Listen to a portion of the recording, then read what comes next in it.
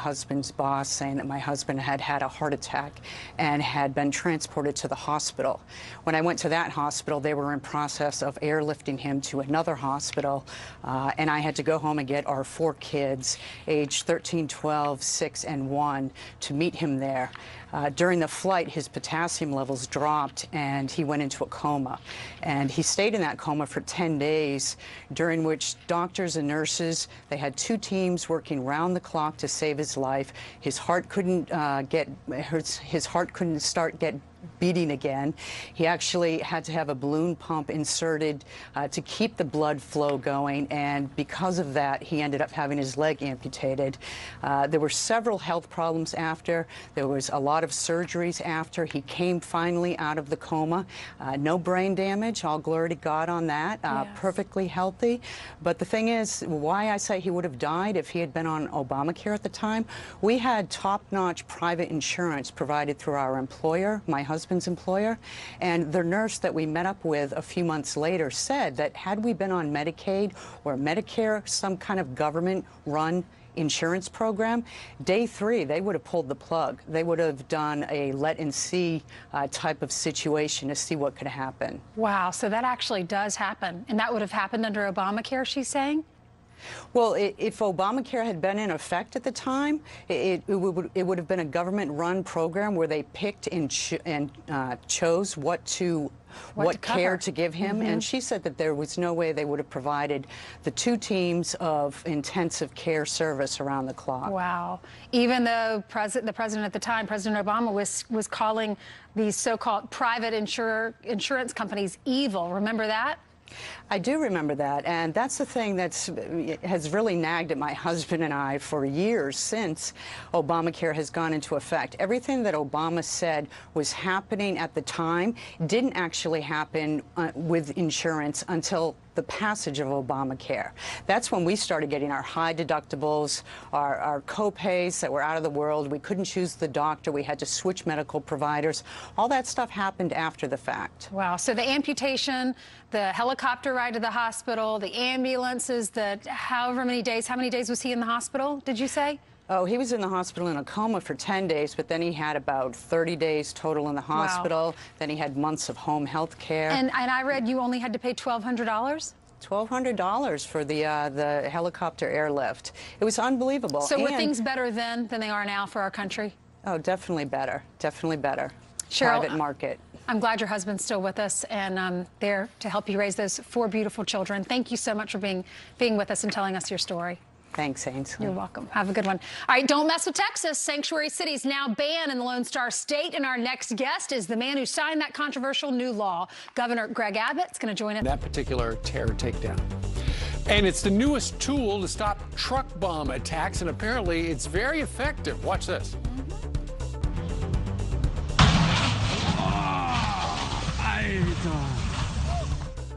There you got video showing the moment a truck is upended and obliterated in an anti-terror barrier test in Germany. The test driver was seriously hurt. The barrier is being tested to stop future truck attacks like the one last year in Nice, France. All right, Brian. All right. Hey, don't mess with Texas. Have you heard that before? Sanctuary cities now banned in the state after Governor Greg Abbott signed the bill into law overnight. Now, Governor Abbott joins us right now. Governor, what does this mean? Well, first of all, I was proud last night to sign this law. This law effectively bans sanctuary cities in the state of Texas. What it means is that no county, no city, no governmental body in the state of Texas can adopt any policy that provides sanctuary. Second, what it means is that law enforcement officials such as sheriffs are going to be required to comply with ICE detainer requests. What this law is going to do is to engender greater cooperation between local law enforcement and federal officials so that we ensure that everybody is going to be simply following the law. Now, think about this, Brian. Isn't this quasi-insane that we have to pass a law to force law enforcement officers to comply with the law? So give me an example of complying. For example, if I pick somebody up and I'm a local sheriff, and if they are somebody that cannot provide any paperwork, do I now have to call ICE?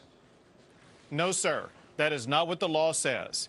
If someone is apprehended, taken to jail, what is done is a request is run through a computer system to find out whether or not there is an ICE detainer request pending. If there is, communication needs to be made with ICE. If there is not, nothing else happens other than the usual local law enforcement process. So if a sheriff or a mayor does not comply with what the governor says, you said they could face ramifications. What ramifications? Right. First, by them not complying, what that would mean is they have adopted a policy that promotes sanctuary city policies, which means that they would be not complying with the law.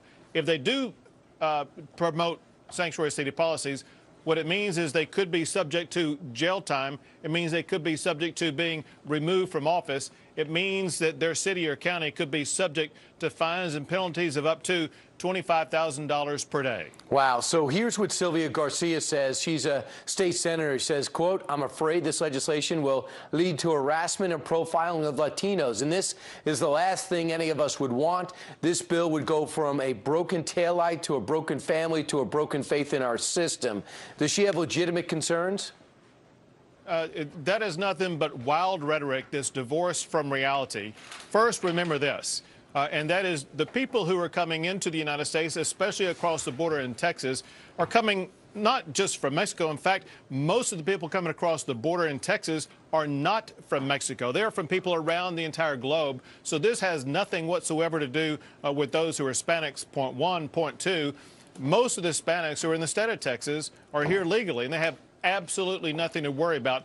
Point three, it is illegal for a law enforcement officer to racially profile anybody. And so if somebody does that, the law enforcement officer will be in a lot of trouble themselves. This is simply a mechanism such that when someone who has a criminal record, who is wanted by ICE, they're going to be held and detained and turned over to ICE. If you are here, regardless of what your status, and you have not committed a crime that makes you subject to an ICE detainer, you have no problems whatsoever. Got it. So the governor's doing what the president wanted the whole country to do, but right now it's been stuck in the court systems. You're not waiting for it to get unstuck. Governor Greg Abbott, thanks so much. Thank you. All right, coming up straight ahead, Hillary Clinton is full of excuses for why she lost the 2016 election. But our next guest says that only means one thing. She's running in 2020. And she was Secretary of State during the start of the war on terror. So what advice would Condoleezza Rice offer President Trump? She actually started as National Security Advisor. She joins us live next.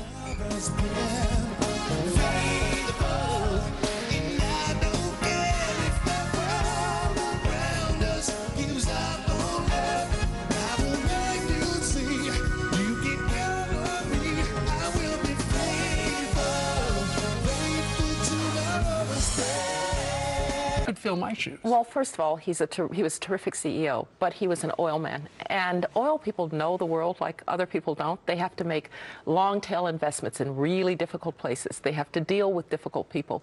Their people are often working in very harsh circumstances. Sounds like Secretary of State. And I really thought that he and the president might connect as business peers as well. Had they ever met before that? I don't think so, but I'm sure that that then President-elect Trump knew of him. Everybody knew of Rex Tillerson. He had a stellar reputation. And how is Rex Tillerson doing now? He's doing really well. He's doing really well. I think he has a very good relationship with the president, which, by the way, is the most important thing a Secretary of State can do, is establish that relationship. He is speaking out. I thought he was brilliant, by the way, in Moscow, when he said that the Russians, with the chemical weapons ban that they'd supposedly gotten with Assad, he said they were either incompetent or they weren't telling the truth. I would never have had the nerve to say that, but good for him. And he did have a one-on-one meeting, too, and Bob Gates also recommended him, I understand, That's with right. you to do That's that, right. so I think it went a long way. And you guys used to play golf together? We Is that did. right? We played golf together. They say all these deals happen on the golf but course, also, right? including in the AT&T, you know, where you're a little nervous and you're trying to help each other out. So Rex is a great person. One of 3 women accepted to be a member of Augusta National, which is a big deal. That's right. So important for the Secretary of Defense. You didn't have this to get along with the Secretary of State. Yeah. They seem to be getting along. In fact, I understand they meet to get on the same page even before they go to see the president. Absolutely. And I know Jim Mattis very well as well. He was at Hoover for a number of years as a senior fellow there. Now, I did have a great relationship with, particularly with Bob Gates. And and it matters a lot when the Secretary of State and the Secretary of Defense can say to all the people below them, look, don't try to bring about conflict between the two of us. We are going to work together. And then that message goes down through the entire government that the Secretary of State and Secretary of Defense are working together. Now, Vladimir Putin, very few people in this country know more about the Russians and Soviets than you. Did you predict when you met this deputy mayor standing in the corner, as you're writing your book, that this guy would emerge as this dominant power for Russia? And what has he done to that country? I did not, and I didn't even, when I first met him as president of Russia, some number of years later, when President Bush and I met him in Slovenia, I didn't think we would see what we have seen. But we now know that he was harboring deep resentment about the end of the Cold War. He's a former KGB officer. He saw the collapse of the Soviet Union, as he said, as a tragedy. And he really believes he is reestablishing Russian authority, Russian influence in the world. Unfortunately, if you have to take the territory of Ukraine to do it, well, so be it. And what you have to do with Vladimir Putin, because he respects strength, he tries to intimidate. If you're not intimidated, he respects that. You have to establish the rules of the game. And the rules of the game are, we are not going to allow Russia to threaten our allies in the Baltic states or in Eastern Europe. We are never going to countenance the fact that they have taken the territory of Ukraine. And if you establish those facts, and by the way, I also think what President Trump has done in rebuilding the American defense budget is sending a very strong message that America is back in the game. Should we send arms to the Ukrainians? Should we have instead of blankets, and should we now? I would arm the Ukrainians. I don't think you want to be very careful about how you arm any group that is facing an insurgency. We sort of learned that lesson in Afghanistan when we found weapons on the other side. Right. But we should indeed arm the Ukrainians. Let them defend themselves. Since when is it a bad principle that people who are trying to defend themselves don't have the means to do so? You talk about finding, in your book called Democracy, finding democratic openings in other countries. When you have a totalitarian government that collapses, like what we've seen in Syria, is there a chance for democracy there? The hardest case is when a totalitarian regime is either overthrown or collapses because you don't have any institutions underneath. When you think about totalitarian regimes, they control every aspect of life. Even in authoritarian regimes, you might have a little bit of civil society or maybe a free university here or there. Those are the hardest cases. And one of the things I really wanted to say with this book is don't think that all democracy promotion is like Iraq and Afghanistan. Those were the hardest cases where we went there for security reasons. We didn't overthrow Saddam Hussein to bring democracy. We did it because he was a security threat. Then we said the Iraqi people need a pathway to democracy. But those are the hardest cases. We've also helped Colombia to reclaim its future from the FARC. That was an effort at democracy promotion. We helped Kenya after a really bad election to find an answer. When the president told the president of Kenya, you need to step down. That's right. How'd that go over? He did. Right. Sure. So I want to talk about where your book starts, and that's our Constitution, because it's being debated again. As an African-American woman, do you see yourself in this Constitution? Do you think that when we look at 9 of our first 12 presidents as slave owners, should we start taking their statues down and saying we're embarrassed by you? I am a firm believer in keep your history before you. And so I don't actually want to rename things that were named for slave owners. I want us to have to look at those names and recognize what they did and be able to tell our kids what they did, and for them to have a sense of their own history. When you start wiping out your history, sanitizing your history to make you feel better, it's a bad thing. But let me just say one thing about our Constitution. That Constitution originally counted my ancestors as 3/5 of a man. And then in 1952, my father had trouble registering to vote in Birmingham, Alabama. And then in 2005, I stood in the Ben Franklin room, one of our founders. I took an oath of office to that same Constitution, and it was administered by a Jewish woman Supreme Court justice. That's the story of America. The long road to freedom has indeed been long. It's been sometimes violent. It's had many martyrs, but ultimately it has been Americans claiming those institutions for themselves and expanding the definition of we the people. Does it make you think less of, should we think less of George Washington and Thomas Jefferson and Andrew Jackson because they were slave owners? Well, they were people of their times. I wish they had been like John Adams, who did not believe in slavery. I wish they had been like Alexander Hamilton, who was an immigrant, by the way, a child of questionable parentage from the Caribbean. I wish all of them had been like that, and Jefferson in particular. A lot of contradictions in Jefferson, but they were people of their times. And what we should celebrate is that from the Jeffersons and the Washingtons as slave owners, look at where we are now. Sure. Where we are now is we have a president by the name of Donald J. Trump. Yes. I know, over the last couple of years, when he was running, maybe he wasn't your #1 guy on the list. No, that's right. How's he doing now? Well, he's president, and I respect the presidency. I respect anybody who gets elected to that office, and I think he is really starting to fill in the job. It's hard. He's the first president in our history who had absolutely no experience in government of any kind. He's brought really excellent people in, great national security team, and you're starting to see him feel what the American presidency can do. When he said about those Syrian babies, I can't watch Syrian babies choking on chemical gas and not do something about it. That's the president of the United States speaking. We were talking earlier and in the green room, and you said you think he's getting a little more presidential.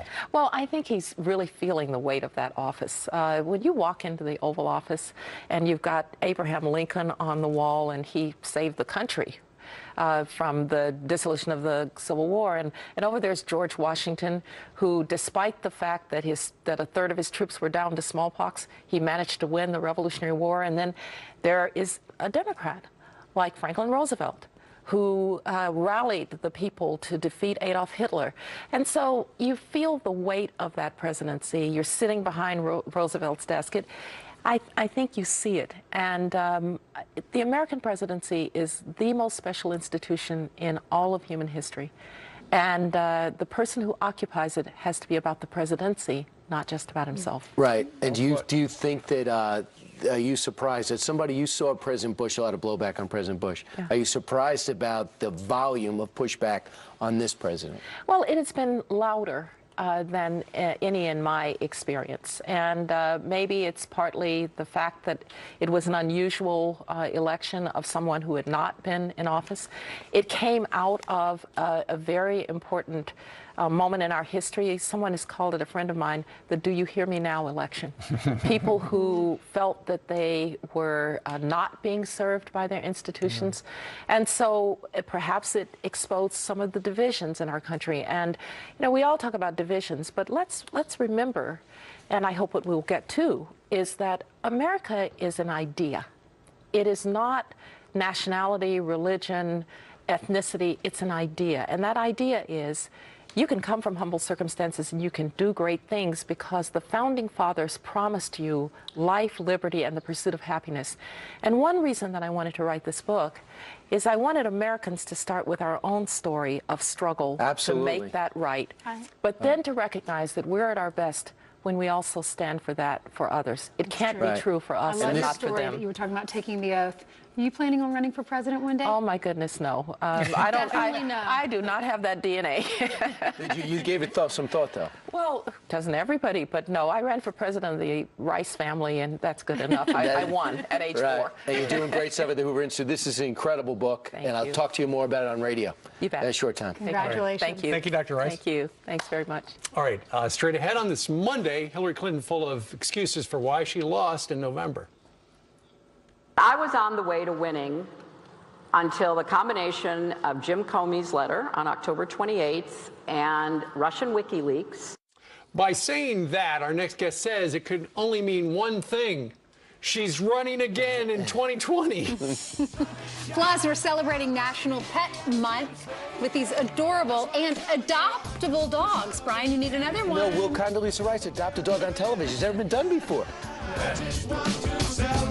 Comey's letter on October 28th and Russian WikiLeaks raised doubts in the minds of people who were inclined to vote for me but got scared off. Okay, that was her last week. Well, our next guest says her excuses only mean one thing. She's running for president again. Joins us right now, Pulitzer Prize winning columnist Michael Goodwin. Where do you get she's running for president again out of that? Well, look, Stevie, there's an old thing in politics that once you've been bitten by the presidential bug, there are only two cures: death or election. And she's still alive, so she's running. Look, this new group she has formed called Onward Together, which sounds suspiciously like Forward Together, her old group, her election campaign group, is very much about co-opting the Trump resistance. She's going to raise money to fund the resistance, she says. Now, that's going to give her an enormous amount of power and control over the resistance, over the money.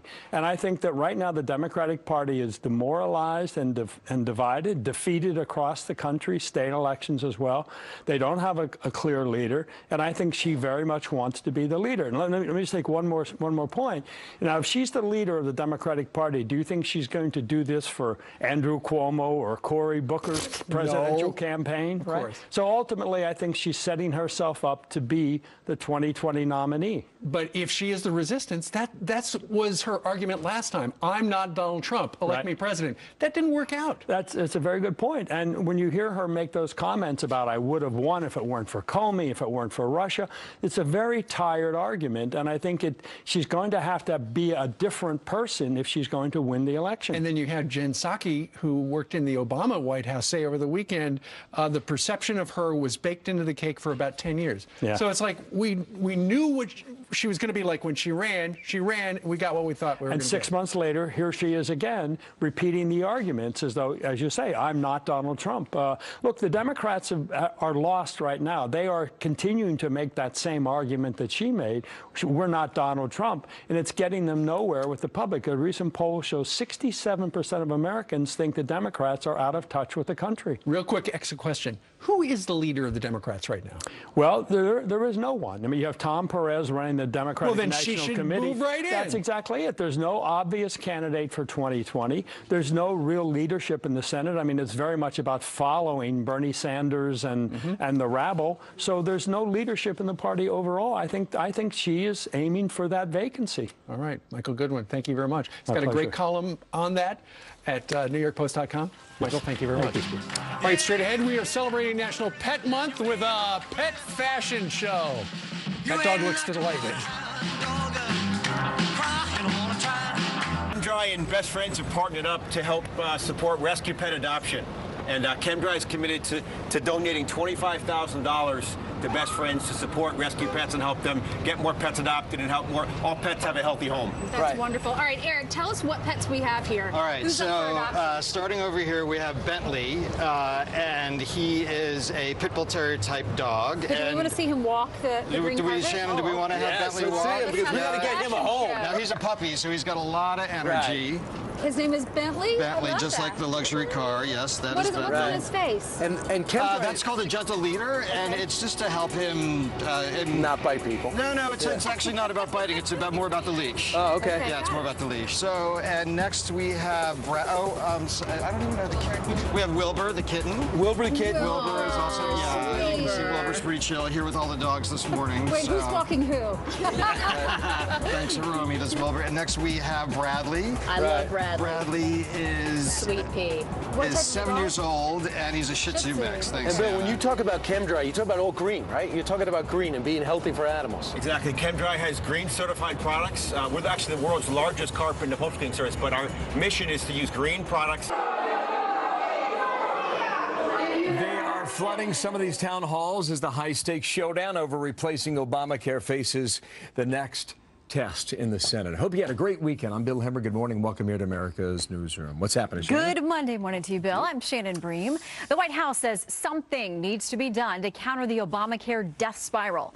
A new report from the Wall Street Journal shows insurers may possibly be ready to drop coverage altogether in parts of Iowa and Tennessee and to spike premiums in Virginia and Maryland. White House Chief of Staff Reince Priebus saying Republicans will eventually be rewarded for supporting the new health care bill. There are some times in life you have to do what's right, not what's politically expedient. We believe this is going to be a better product, and by the time that people see that the premiums are lower, that it's a better service, there are more options and more choices, they're going to reward the Republicans that stood up and said, we're not going to see the Obamacare system, which is failing and collapsing, continue any longer. We're going to do something better. Okay, now Kevin Corke leads our coverage of the White House. And Kevin, good morning to you. What does the White House think will ultimately reach the president's desk?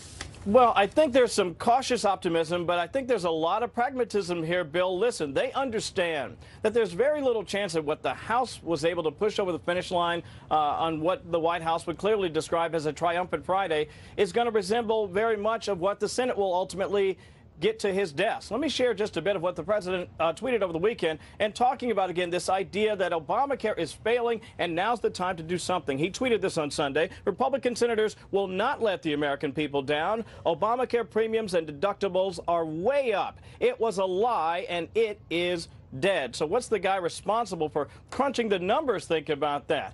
Here's Mick Mulvaney.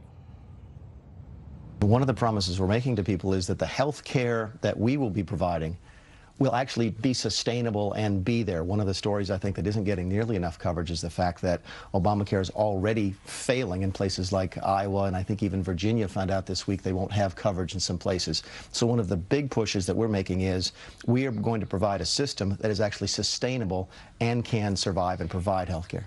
Failing, but we're going to come up with something better. That's the message that you're going to continue to hear, not just here at the White House, by the way, Bill, but also over on Capitol Hill. So